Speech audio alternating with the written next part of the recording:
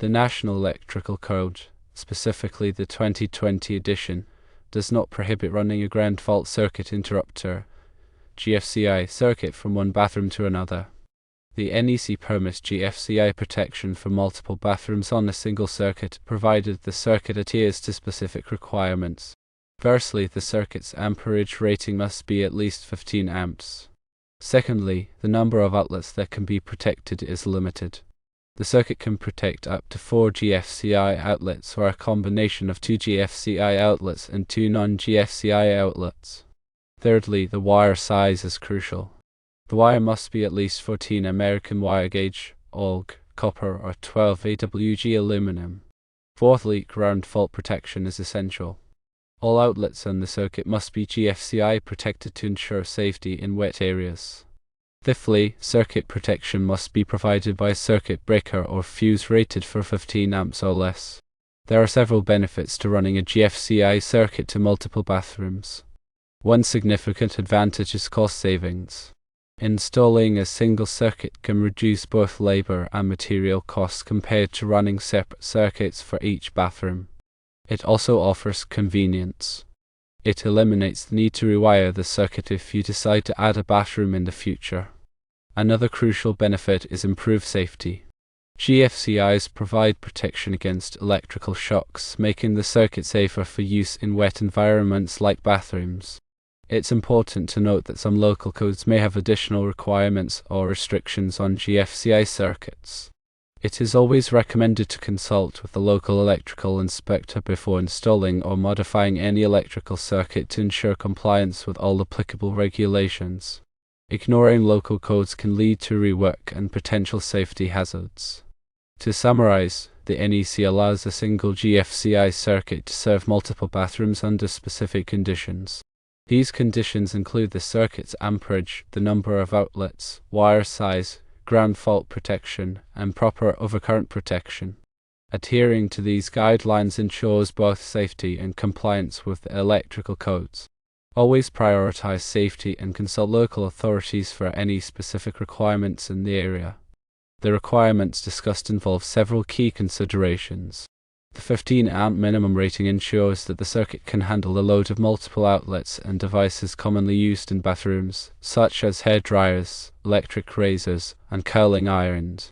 The limitation on the number of outlets is in place to prevent overloading the circuit, which could lead to overheating and potential fire hazards. Using the correct wire size, either 14 AWG copper or 12 AWG aluminum, is crucial for carrying the electrical current safely and preventing voltage drop. The requirement for GFCI protection on all outlets is paramount for preventing electrical shocks. GFCIs work by monitoring the current flow into and from an outlet. If there is any imbalance, indicating a potential ground fault, the GFCI will trip the circuit, cutting off the power and preventing a shock. The circuit breaker or fuse rated for 15 amps or less provides overcurrent protection. If the circuit draws more current than it is rated for, the breaker or fuse will trip, protecting the wiring and preventing a fire. Cost savings are a significant factor for many homeowners and contractors. By running a single circuit to multiple bathrooms, you can save on the cost of materials such as wire, conduit, and circuit breakers, as well as the labor costs associated with installing separate circuits. Convenience is another benefit. If you plan to add a bathroom in the future, you won't need to run a new circuit from the electrical panel. You can simply tap into the existing GFCI circuit, provided that you comply with the outlet limitations. Improved safety is perhaps the most important consideration. Bathrooms are inherently wet environments, and the risk of electrical shock is higher than in other areas of the home. GFCI protection can significantly reduce the risk of electrical injury. When planning an electrical installation, it is always best to consult with a qualified electrician. A licensed electrician can assess the specific needs and ensure that the installation complies with all applicable codes and regulations.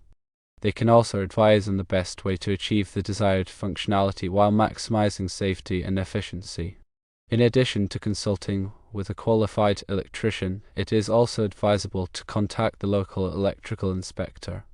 The electrical inspector can provide information on any local codes or requirements that may differ from the National Electrical Code. They can also inspect the installation to ensure that it is safe and compliant. Failure to comply with local codes can result in fines and the requirement to redo the work. When working with electricity, safety should always be the top priority. Always turn off the power to the circuit before working on any electrical components. Use insulated tools and wear appropriate personal protective equipment, such as safety glasses and gloves. If you are not comfortable working with electricity, it is best to hire a qualified electrician to do the work. Electrical work can be dangerous, and it is not worth risking your safety to save a few dollars. The National Electrical Code, or NEC, is a set of standards for safe electrical installation in the United States. It is published by the National Fire Protection Association, or NFPA, and is updated every 3 years. The NEC is not a law, but it is widely adopted by state and local governments, and it is often incorporated into building codes. The NEC covers a wide range of electrical topics, including wiring methods, overcurrent protection, grounding, and equipment installation. It is a comprehensive document that is essential for anyone working with electricity. The NEC is not intended to be a design manual, but it does provide guidance on how to design safe electrical systems. It is important to consult with a qualified electrical engineer or electrician when designing an electrical system. In addition to the NEC, there are also many other electrical codes and standards that may apply to a particular installation. These codes and standards may be developed by state or local governments, or by industry organizations such as the Institute of Electrical and Electronics Engineers, or IEE. It is important to be aware of all applicable codes and standards before starting any electrical work. The NEC is a living document, and it is constantly being updated to reflect changes in technology and best practices. It is important to stay up to date in the latest edition of the NEC to ensure that your electrical work is safe and compliant. There are many resources available to help you learn about the NEC.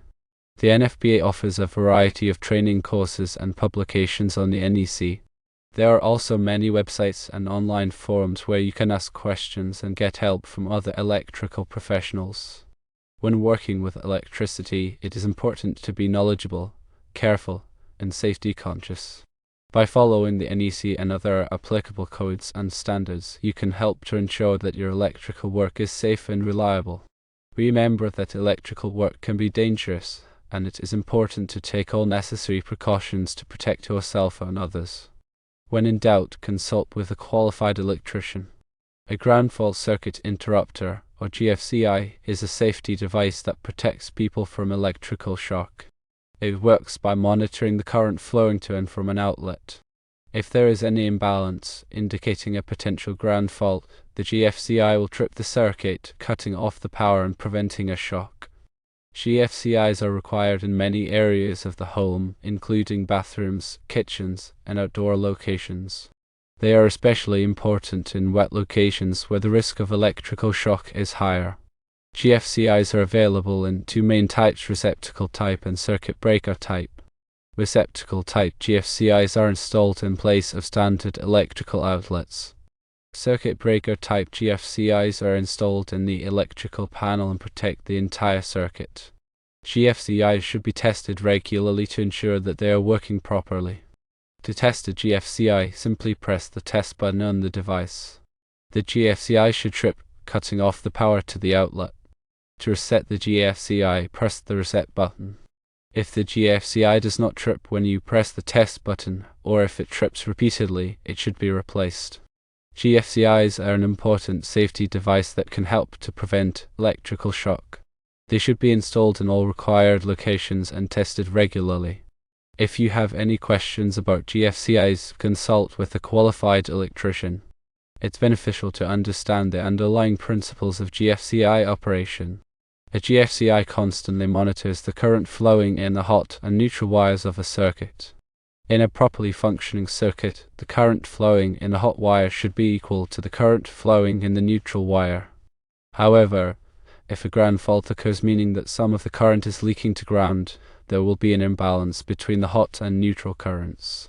A GFCI detects this imbalance, even a very small one, typically in the range of 4 to 6 milliamps, and quickly trips the circuit, cutting off the power. This happens very rapidly, usually within a fraction of a second, which is fast enough to prevent serious injury or death from electrical shock. The sensitivity of GFCIs to small current imbalances is what makes them so effective at preventing electrical shocks. They can detect ground faults that are too small to be detected by standard circuit breakers. This is why GFCIs are required in locations where there is a higher risk of electrical shock, such as bathrooms, kitchens, and outdoor areas. The testing procedure for GFCIs is straightforward. The test button on a GFCI simulates a ground fault condition. When the test button is pressed, a small amount of current is diverted to ground, creating an imbalance that the GFCI detects. This causes the GFCI to trip, cutting off the power to the outlet. The reset button is then used to restore power to the outlet after the test. Regular testing of GFCIs is important to ensure that they are functioning properly. It is recommended to test GFCIs at least once a month. If a GFCI fails to trip when the test button is pressed, it should be replaced immediately. It's also important to understand the limitations of GFCIs. While GFCIs provide excellent protection against electrical shock, they do not protect against overloads or short circuits. Overloads and short circuits can still cause fires or damage to electrical equipment. These conditions are protected by standard circuit breakers or fuses. Therefore, it is important to have both GFCI protection and proper overcurrent protection in an electrical system. In summary, GFCIs are an essential safety device that can help to prevent electrical shock. They work by detecting small current imbalances and quickly tripping the circuit. They should be installed in all required locations and tested regularly. While GFCIs provide excellent protection against electrical shock, they do not protect against overloads or short circuits. Therefore, it is important to have both GFCI protection and proper overcurrent protection in an electrical system. When working with electricity, safety should always be the top priority. Always turn off the power to the circuit before working on any electrical components. Use insulated tools and wear appropriate personal protective equipment, such as safety glasses and gloves. If you are not comfortable working with electricity, it is best to hire a qualified electrician to do the work. Electrical work can be dangerous, and it is not worth risking your safety to save a few dollars. Always consult with a qualified electrician for any electrical work that you are not comfortable doing yourself.